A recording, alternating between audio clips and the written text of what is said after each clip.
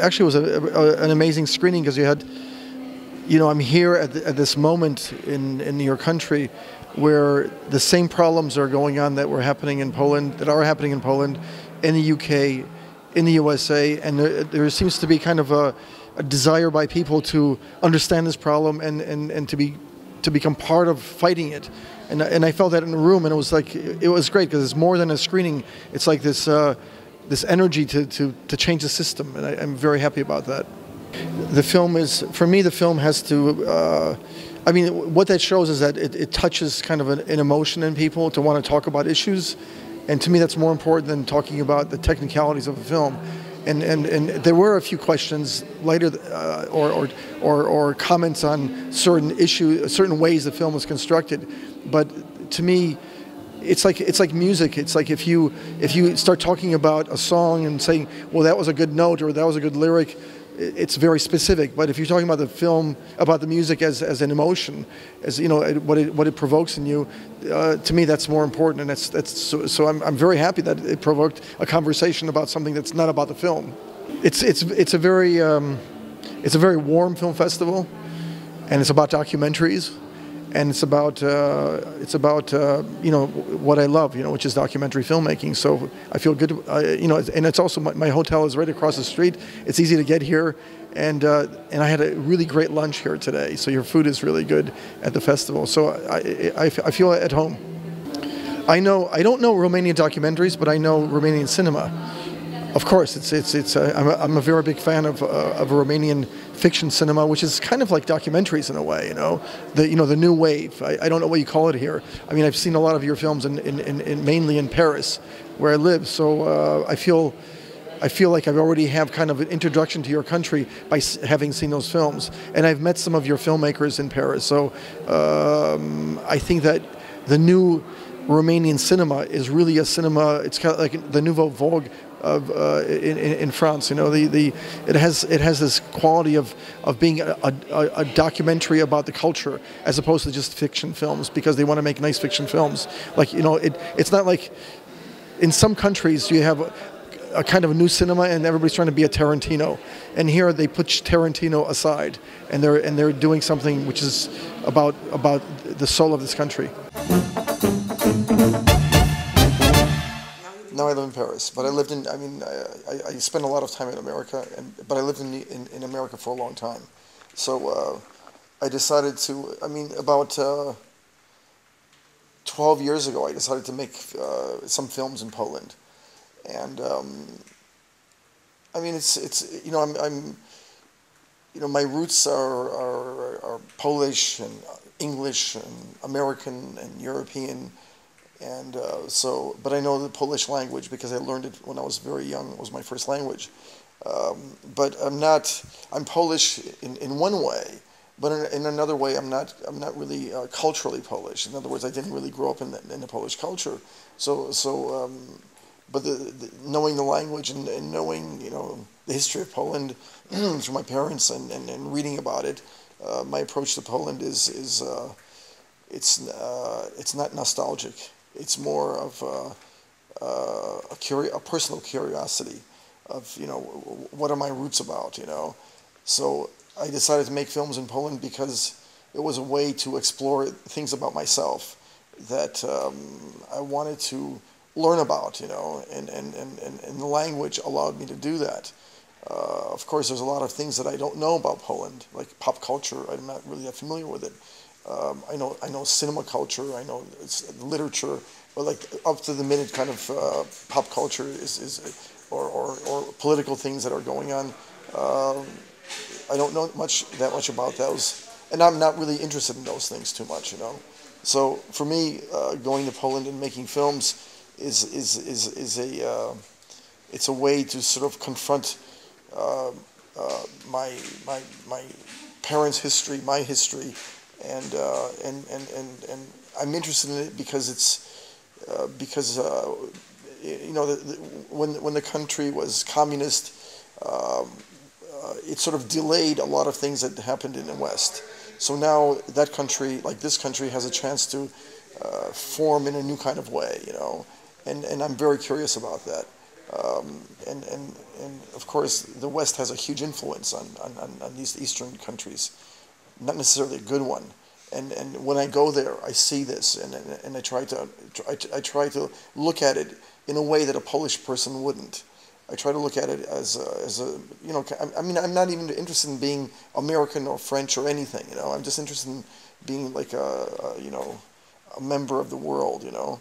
But I'm looking at Poland in a way that is I think, a fresh eye, and I can bring something to the movies that I make there that is not Polish, it's not American, it's my own view, and that's what I'm really interested in. So there are many times when Polish people look at my films and they're kind of like surprised by them. For instance, there's a film festival, Polish film festival in Los Angeles, and they wanted to show my films. So they looked at my films and they said, well, we can't show this because it makes Poland look a certain way, you know. I said, well, you know, okay, good, I don't care, you know. But they don't realize that the way that I'm portraying Poland, people are actually interested in the country more than the kind of ways that you know, Poland is sort of perceived. Like, you know, they make, you know, like the big subjects in the West about Poland are the Pope, and, you know, Lech Wałęsa, and maybe the Catholic religion, or coal mining in Silesia, and it's kind of, or maybe some dancing, or pierogi, or the food, but it's very limited, you know. And those are not the subjects that I'm interested in. I did a film about a group of Polish punks who make shoes. They have a boot factory, and I did this at beginning, you know, like around, I think it was 1999. I filmed that, and that film is kind of look at what the punk culture was in Poland at that moment, and a lot of Poles were shocked by the film, not realizing that, not wanting to confront that kind of reality, thinking that maybe these people are déclassés or fucked up in some ways, that they, you know, they can't function, belong in society the way that the Poles would like them to belong in society. But I really enjoyed these people because they actually were functioning very well. They had a factory, and all these people were earning a living, and in a lot of cases they were earning a better living than a taxi cab driver. They looked a little bit different. They had different attitudes, and their attitudes were a bit more Western than a normal Pole, but still Polish, you know. And I found that really interesting. And the film is kind of a portrait of these kind of people. And the film did very well around the world, but not in Poland, because people, they kind of don't want to look at this thing. They showed it in universities, and there is like a subculture of people that watch the film, but it's not part of the main culture. The film that I just made, Drill Baby Drill, is Polish television doesn't want to buy it because it's too dangerous, because the film is about shale gas, and the official government position about shale gas is they want shale gas, and this film is very critical of that. And Polish media is by and large governed and controlled by the political parties that are in power, and they don't want to show that film. They don't want to show that film in France. I mean, in the United States either, and the UK, and for a similar reason that Poland doesn't want to show it. So you know, as an outsider, as kind of a person who is both Polish and not Polish, I can bring things to the table that someone else can't, and that's what I'm interested in doing. I mean, in my films, I'm interested in the subculture, or people who don't belong in society, in marginalized people, people who have problems of a certain kind, and I always make films about subject matter that is close to me, or that somehow is part of my life, you know, for instance, I don't pick up a newspaper and say, okay, in Africa this is going on, so I'm going to go to Africa and make this film.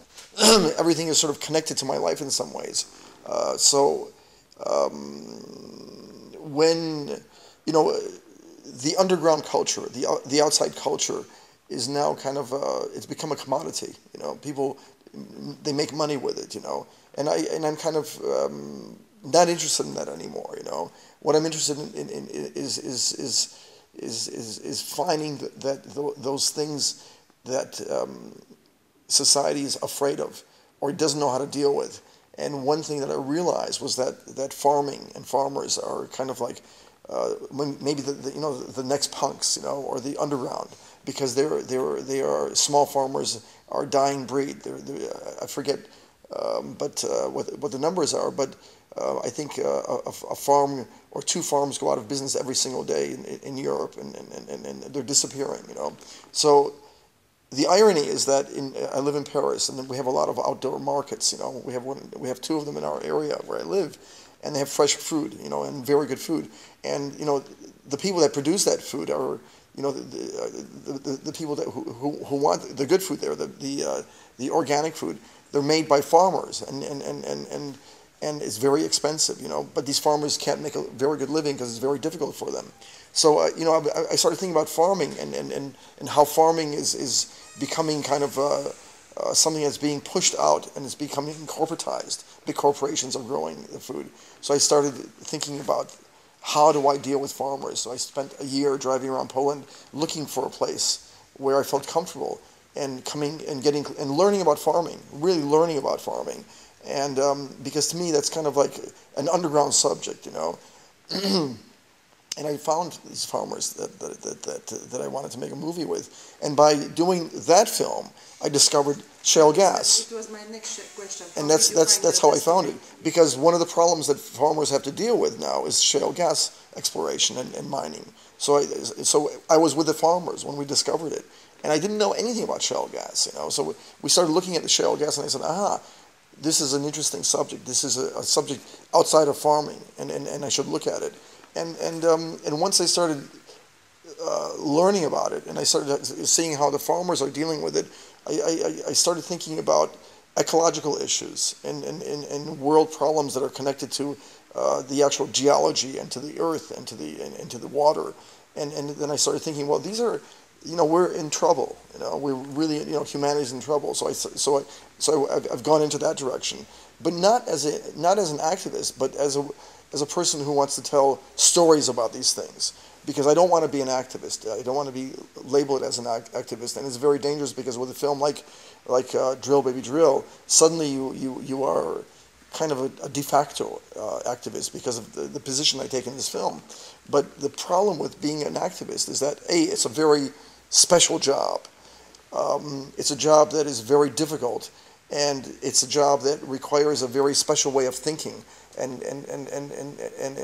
storytelling shouldn't be part of that, because storytelling needs to have the air and the room to tell, to even be critical of activism, if it has to be. What is the limit between activism and this objective perspective?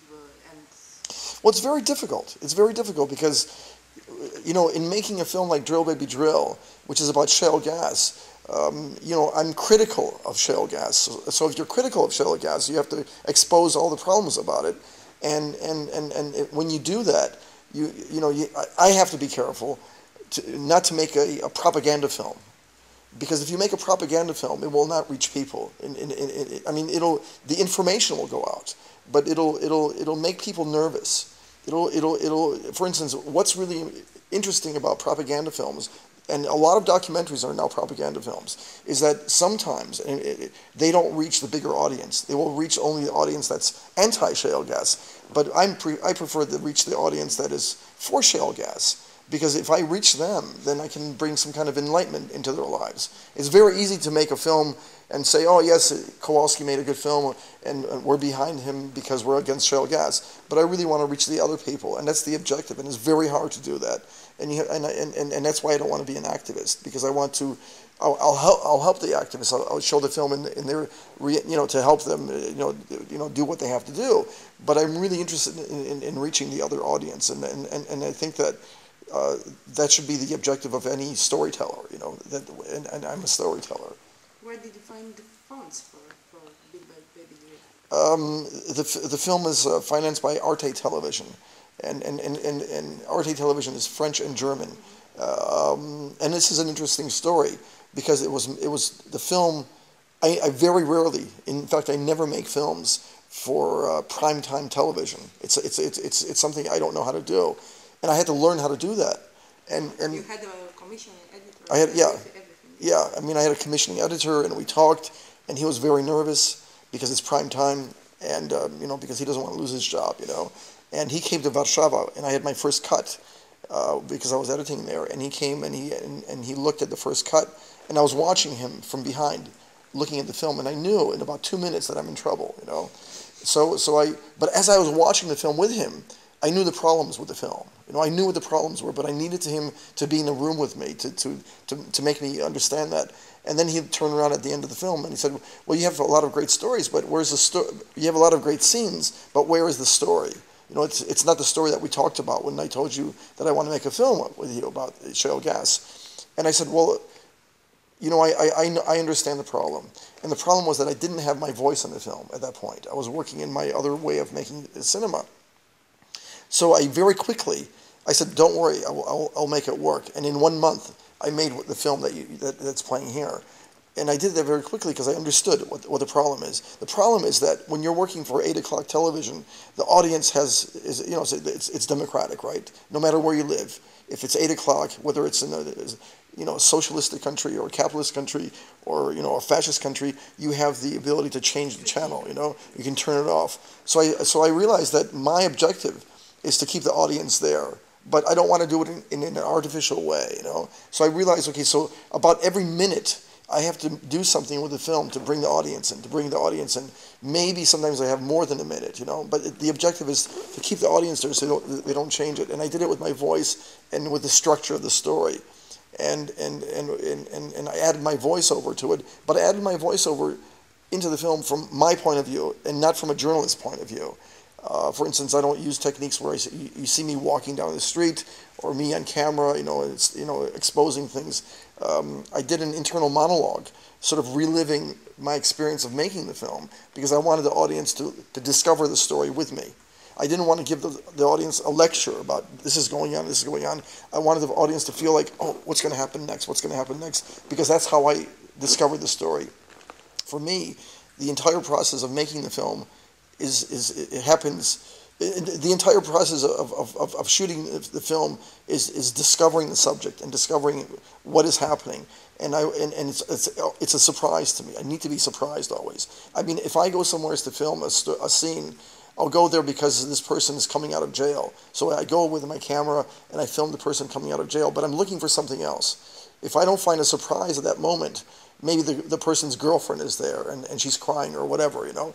That's why I came there, but I didn't know that. I just came there because I know he's coming out of jail, but I'm looking for a surprise. So in the whole film, I wanted to have these little surprises that I had as I was making the film, as I was shooting the film.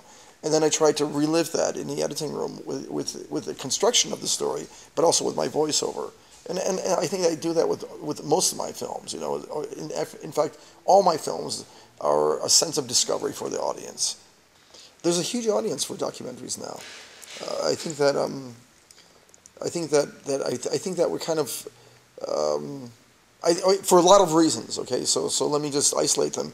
I think Hollywood cinema and that kind of cinema is kind of people are bored with that kind of cinema. Of course, they make, you know, very big budget films, and it's like chewing gum. You know, it's like candy for people.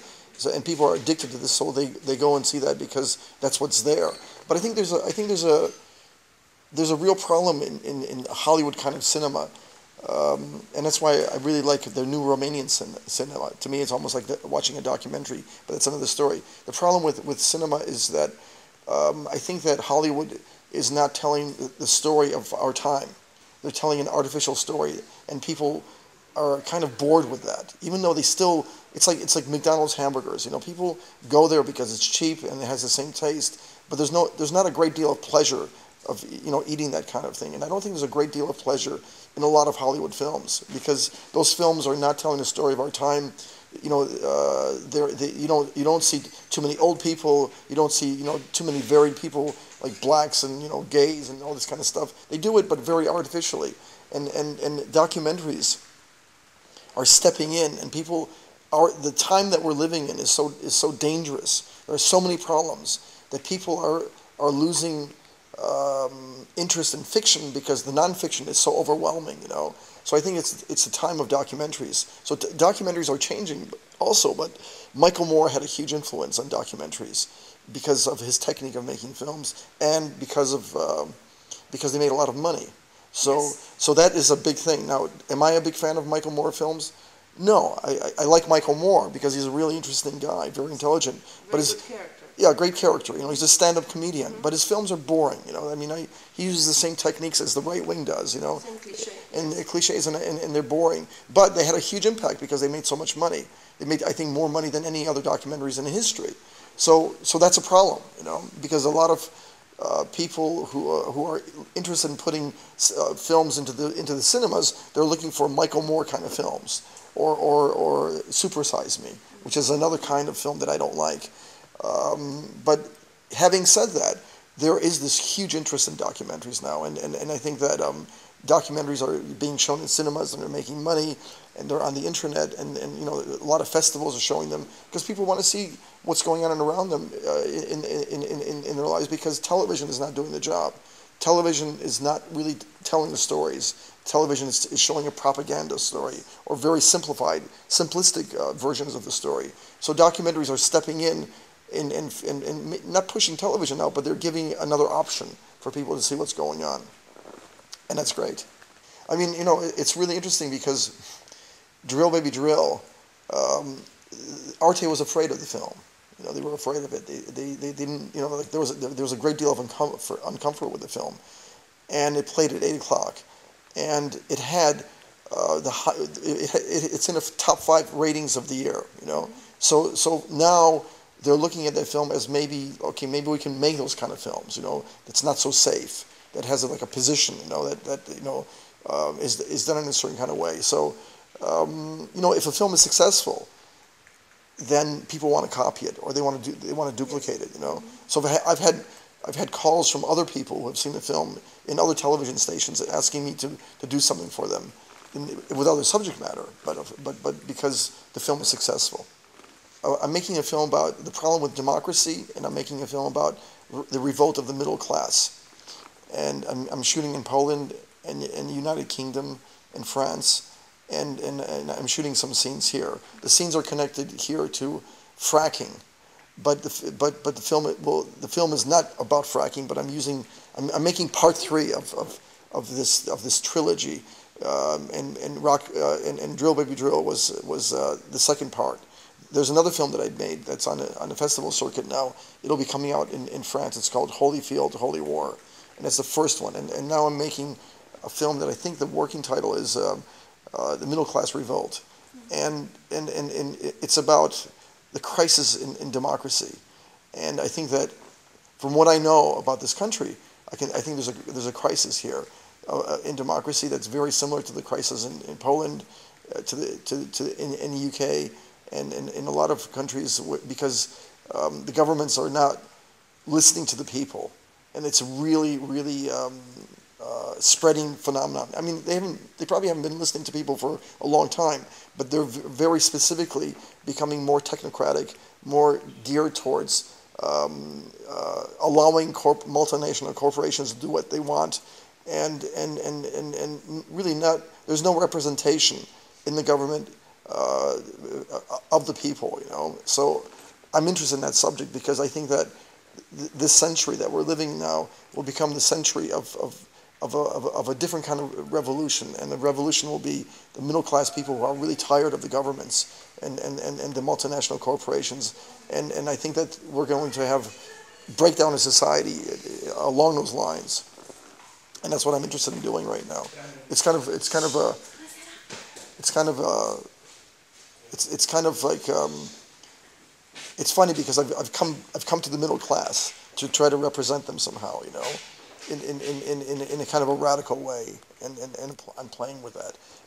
Drill Baby Drill has a lot of those elements, where in that film you see farmers rebelling, and those farmers don't have a tradition of rebelling. They have a tradition of fighting because there's a tradition in Poland of fighting for centuries, you know. but they don't have a tradition of rebelling and questioning the system the way they're questioning the system in the film, because they are fighting for their land, they're fighting for their tradition, and they're fighting for their families, because they see if they lose a lot. In America, the middle class is, in New York, for instance, is made up of farmers and doctors, or I can't say factory workers because there are very few factory workers left, but you have this middle class, and there's like various layers of it, and farmers are part of that middle class. In Eastern Europe, it's kind of hard to call a farmer a middle class person. There are corporation people. Well, you have corporate people, you have people that live in cities, but you also have landowners, the people that own the land, right? And in a way, that's the basis of the society, right? So in a way, they're middle class. The farmers in drill baby drill, their children go to universities, agricultural colleges. They're educated. They are kind of the middle class. You know what I mean? I mean, if you eliminate those people from your society, then what do you have? You have to sort of question that. So I think that we have to question what middle class is now too. Yes. And this is a big issue. What is the middle class? And this is part of what I'm interested in. Because the middle class is changing. The middle class is kind of, in America, for instance, is falling apart. And middle-class people are not necessarily people who have money anymore. They have aspirations to have money, but there's no way for a lot of them, for many of them, to earn the kind of living that they were educated to make. But they don't have that kind of power that middle class had maybe 20 years ago, because they're getting squeezed. So this is. Really, without a middle class, you can't have a democracy, or you can't have the idea of a democracy, because that is the center of a society, Yes, the rich and poor, and the rich exploit the poor. So yeah, this is not yeah, democracy. exactly, yeah. And then they're being squeezed, and that's what I'm seeing. And I was just in the United Kingdom in Balcombe, which is south of London, filming real middle class people who are so angry with what's going on and finding ways to rebel, but they need the help of people who are outsiders, of activists, because they have the desire to fight, but they don't know how to fight, and the activists know how to fight, and there's a lot of people who are part of the Occupy movement who come, and they know how to fight the system, so they're working together, and it's really interesting to see that. The activists have also stereotypes of fighting, cliché of fighting. So well, the activists need the middle class people. They all need each other to have a real fight, because an activist is only a symbolic character to do something. But society is not made of activists. There is a small chunk, but they are the people who research things, who have the guts to fight, who find ways to fight. They are. It's a mechanism, maybe a mechanism of fighting. Yeah. But they are there to do that. And it's interesting. The farmers in Poland had a discussion, and they were thinking about asking Greenpeace to help them, and they decided not to ask Greenpeace to help them, because if they asked Greenpeace to help them, then they would put the problem to Greenpeace, and they would just go home, and it would be Greenpeace's problem. Yes, and they would not learn the various stages of what a fight is all about, and you have to learn all those stages from the very beginning, and you can't allow Greenpeace to come in and try to fight, because Greenpeace, they would not win, and they wouldn't really understand the farmers, because Greenpeace is really it comes from another class, of people. They look at things in a very specific way, and the farmers, in fact, couldn't even understand the way Greenpeace is thinking, But so they said, okay, let's keep Greenpeace away, and let us fight this ourselves. Let's learn how to fight, and that's what they did, because they didn't have activists helping them. They became activists on their own.